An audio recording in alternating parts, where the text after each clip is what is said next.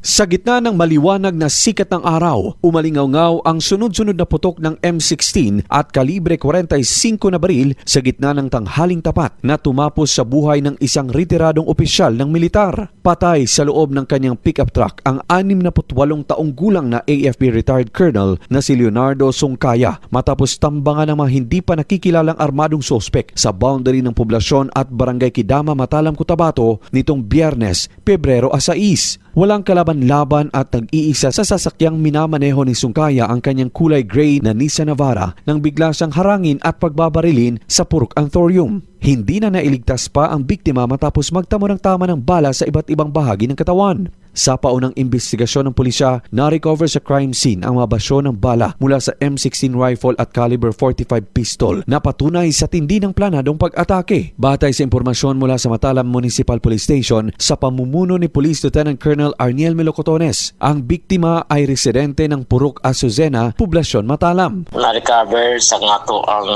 suko team na 5 ka FCC sa nga caliber .45 o na 18 sa nga 5.56 o 18 kabilog murag almost 1 magazine ang sa mga suspect. Ayon sa impormasyong nakalap ng news team, si Sungkaya ay hindi lamang isang retiradong opisyal ng militar, kundi presidente ng Cotabato Provincial Federation of Senior Citizens Associations of the Philippines at Kidama Communal Irrigators Association, mga posisyong nagbigay sa kanya ng mahalagang papel sa komunidad. Mariing kinundina ng Matalam PNP at ng lokal na pamahalaan ang madugong insidente na naganap sa gitna ng tanghaling tapat. Agad namang inilunsad ang hot pursuit operation habang nakipag-ugnayan rin ang himpilan sa scene of the crime operatives sa SOCO para sa masusing pagsusuri sa mga nakuhang ebidensya. Sinusuyod na rin ng mga pulis ang mga CCTV footage sa paligid at nakikipag-ugnayan sa mga residente na posibleng nakakita sa direksyon ng pagtakas ng mga sospek. Nananatiling nakaalerto ang buong bayan ng Matalam habang gumugulong ang masusing investigasyon sa pagpatay sa retiradong opisyal.